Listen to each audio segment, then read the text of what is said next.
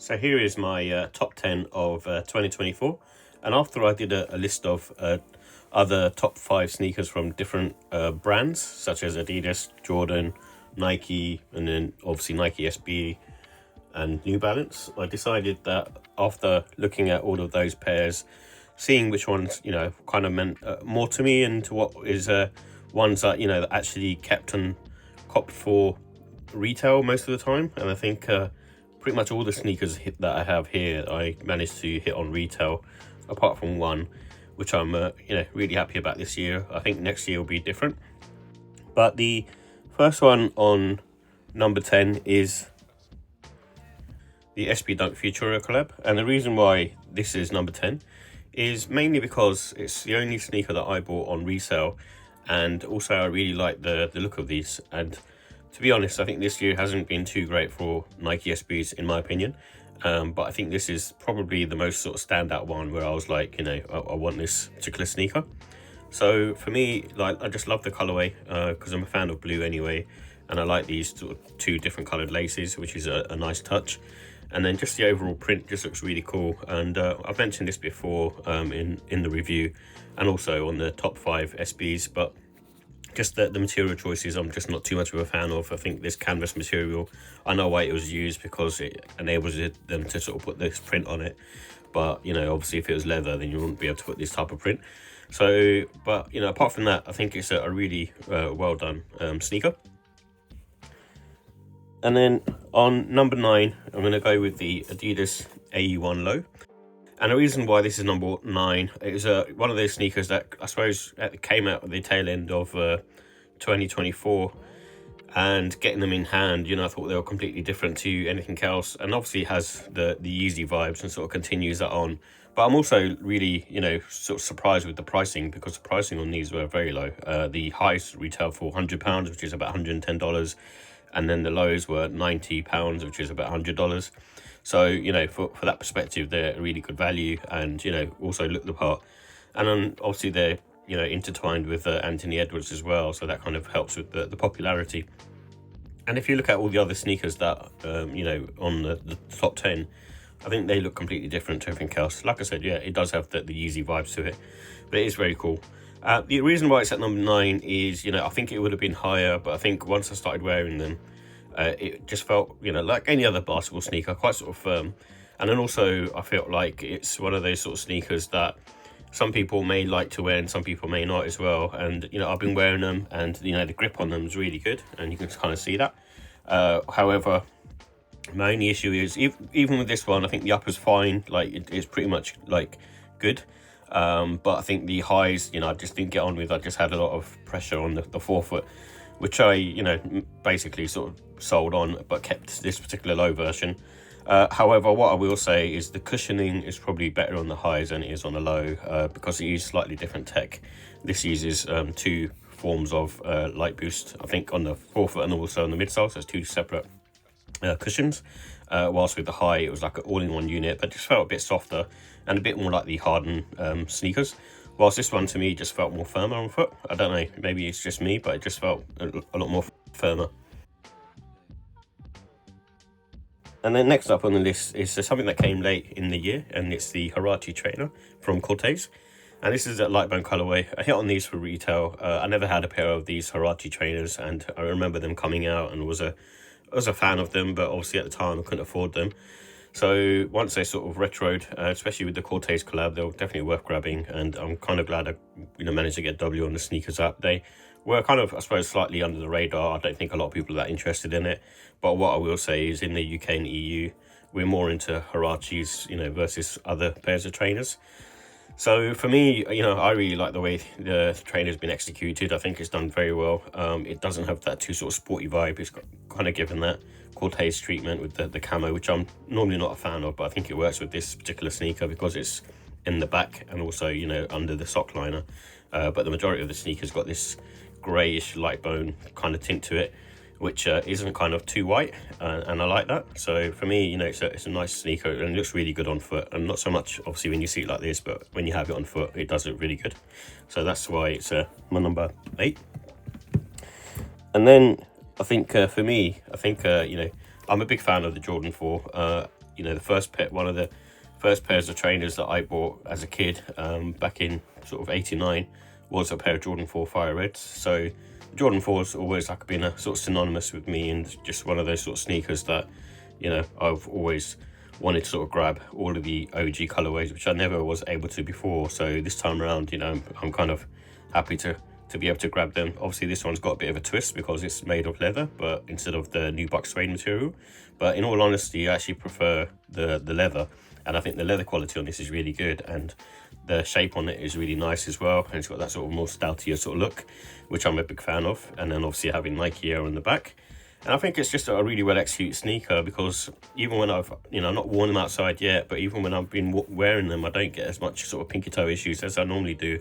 And I think it's primarily due to the cut and the way that it's been, you know, shaped, and also to do with the leather as well. So just a really well executed sneaker in my opinion. And like I said, I'm a big fan of Jordan 4s anyway. And then next up, what comes next is the Jordan 14 Black Toe. Again, this is a similar sort of story. Never owned a pair of these. I always like the look of them. Just that sort of funky, sort of sporty vibe to them. It is obviously inspired by Ferrari. But just, you know, overall, just a clean sneaker that's been executed very well. Again, I managed to hit on retail, and they seem to be quite sort of limited. So for me, these types of trainers, especially the 14s, you know, don't really usually release in this sort of UK and EU. So I was happy to grab these because I saw like the Jordan 14 grey colourway that released earlier in the year didn't release over here. And they kind of selling for quite a lot of money, and that seems to be the case with like Jordan 14s. They kind of go under the radar, they're not very popular, but the resale price ends up being quite high on them. But I really like the look of them. They're a bit more still sort of firm on foot, but I just really like, you know, this particular colourway because I'm more of a fan of the white sort of colourways anyway. The next up I would say is the Air Max 180 Ultramarines. This sneaker just means a lot to me because of the fact that it's one of the few sneakers that I've owned originally off the list, including the sort of, you know, the Jordan, a version of the Jordan 4. And this particular sneaker just, you know, is just an awesome sneaker to me. It was one that I originally owned back in '91, and I just really like the look of them and the way they, you know, look on feet. I'm a bit of an Air Max head anyway, and, you know, I do like these OG Air Maxes, whether it's the 180 or the Air Max 1 or the Air Max 90 or the Air Max Plus. You know, there's a few silhouettes that I really like on the Air Max line, and which I'll take over sort of a lot of other sneakers. And what I like about these ones is they're lightweight, and I do like this kind of neon-y, you know, pink red vibe going on with the blue. It just works really well in my opinion, and like I said, not like the most comfortable I suppose nowadays, but I still like the comfort on these, and I think maybe my foot's just used to, you know, wearing Air Maxes, and and it just seems to be a habit for me. But, you know, a very, very cool sneaker, and I'm glad to have another pair back again. And then next up is a GR version of the sneaker. If you've been following my channel, I'm a big fan of the 1906R, and these came in a 4-pack really. So there was 4 different colorways. There's like a teal, a blue colorway, and then what they're calling a moon rock, which was like a really neutral version. And what I like about these sneakers is they are just easy to wear, you know, pretty much every day, similar to like a Vomero or a 990 V4. Just feel very sort of lightweight on foot and very sort of neutral, easy, quite sort of low to the ground as well, and a little bit of tech in there.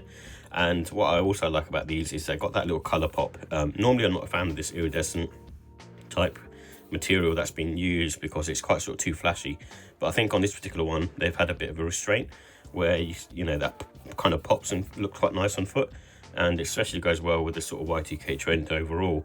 But normally I'm not a fan of these sort of violet type purple colorway sneakers, but this one just drew me in, and, you know, getting them in hand as well, you know, they look really nice on feet as well. So yeah, definitely, you know, a sneaker to grab, especially because they didn't really sell that well either, and they're going heavily under retail. So, you know, if you can pick up a pair of these and you like the look of them, then definitely worth grabbing. I just really, you know, like this colorway, and I really enjoy wearing them. So for me, it's you know, it was one of those sort of sneakers that, like I said, the complete 4-pack, you know, I've managed to grab. So, and being a 1906R, you know, fan, I definitely, you know, love this particular trainer. And then next up in the number 3 slot is the Nigel Sylvester, and this is a driveway grey or even the fence green colourway. Both colourways are very nice. It's a surprising shoe for me. I think initially I was like, you know, I gave it a good review, But you know, it was one of those sort of sneakers, until you sort of get them on foot, you know what they're about. Obviously it's a Nigel Sylvester collab, so I do really like the bike air on the back. It does turn heads, so when you're out on the streets, people do look at this particular pair of trainers and think, what is it? And I also like the material choices that they've used as well. It's actually a really nice kind of nubuck, sort of going towards sort of suede material with a bit of a brushy kind of effect going on it. And I also like the mini swoosh that they put on there as well. I think with this Nigel Sylvester collab, what I like about it as well, it just looks a bit more sleeker than the GR versions, because it's got an extra lace loophole. So I don't know why they do that, where, you know, even with the Travis Scott Jordan 1 Lows, it's got an extra, you know, lace loophole, which makes it look a bit more sleeker to me. And also, you know, if you're sort of a fan of sort of dangling your laces, you can do that. And what I will say as well, this particular cage, you know, looks quite cool when you kind of unlace it, similar to like a Jordan 4, and you leave it flapping. It's just got that cool sort of, you know, gives it that sort of more width. And also like the padding on the collar as well. And because it's been sort of slightly re-engineered, even though it's got a Jordan 4 midsole outsole, it feels a bit more flat on foot. And, you know, obviously they were kind of re-adapted for BMXing and, you know, doing those kind of action sports. So it just, yeah, like I said, it just feels very sort of neutral on foot, you know, still on the firm side, much like a Jordan 4, but just slightly more flatter. And I actually like that, and, you know, like the comfort overall. And it's one of those sneakers that I've actually, you know, been pretty much wearing quite a lot. And you can probably see that it's got a lot of wear to them. So yeah, definitely worth, I think, you know, having the number 3 spot. And number 2, I've given it to the Adidas Bonito Gazelle. And the reason why it come in at number 2 is just a really sleek colorway. Obviously this is probably one of the years of like Adidas as well as Asics, but, you know, I'm not too much of an Asics fan, but the Adidas trainers and, you know, Bad Bunny ones in particular, I really like. And I think the reason why I like them is they've kind of make them slightly more elevated and just a bit more different than a standard Adidas trainer. And what I will say is the sleek silhouette is in at the moment as well. However, for me, a lot of the trainers that I tried, I just didn't get along with in terms of their comfort, like the Handball Special and like a standard Gazelle or a Gazelle Indoor. However, putting these on feet, they just feel a lot nicer on foot, because of the fact that the leather quality on this just feels, you know, really nice. It's really plush, and you can kind of see that when I sort of dent it in. And then you got this nice sort of furry suede on here with the weird kind of T-shaped toe box, you know, being slightly off skew. It kind of garners a lot of people looking at the trainer as well, which is something I wasn't expecting. And also the comfort level, so it's got a really nice insole. It does sort of tend to, you know, bottom out a little bit, but that thick insole feels really nice on foot, and I really like, you know, really enjoy wearing them. And because they're neutral, they pretty much go over everything. What I will say, 2 things that I don't like is the size tag on the heel, and then also the double tongue. And normally it's not been a problem for me, but I think this time around, this particular material that you're using, I think it's leather, but it feels quite sort of plasticky and quite rigid. But when you've got 2 tongues in there, it just feels very solid. So I ended up taking one of the tongues out and kept it, you know, kind of sort of simple. But like I said, a very nice sneaker in my opinion, and very underrated as well. And then from a number 1 spot, it goes to the New Balance 1906R Rosewater. As previously said, I'm a big 1906R fan anyway. And I think all 3 colorways that Action Bronson released were very nice. And I think with this one, it's one of those sort of trainers, until you get them in hand, you know what they're about. And in all honesty, I wasn't expecting to pick them up, because on the resale they were going for too much money. I managed to pick up this pair off eBay for slightly above retail, which I was really happy with. And for me, you know, I'm glad I did, you know, glad I pulled the trigger, because they're just a very nice pair. It's got that sort of fused overlay instead of having, you know, the sort of synthetic leather panels that you see on a normal 1906R. But the color scheme that's been used on there is crazy and just shouldn't work. But, you know, it's one of those sort of sneakers that, with all the different colors on there, you know, Action Bronson has done his job on this particular sneaker, and I think this is probably, in my opinion, his best one. And you can kind of see, you know, all the details on there. The upper has this kind of green hue to it, depending on what light you see it in as well. But, you know, just overall a very well executed sneaker, something that, you know, normally don't gravitate towards, because I'm not really a fan of like pink sort of sneakers anyway. And you can kind of see that, you know, in my selection that I've got in my top 10. But, you know, this one, like I said, when you get it in hand, you can kind of appreciate it. And when you have it on foot, it just looks fire. And, you know, it's definitely one that I'll be breaking out during the sort of summertime.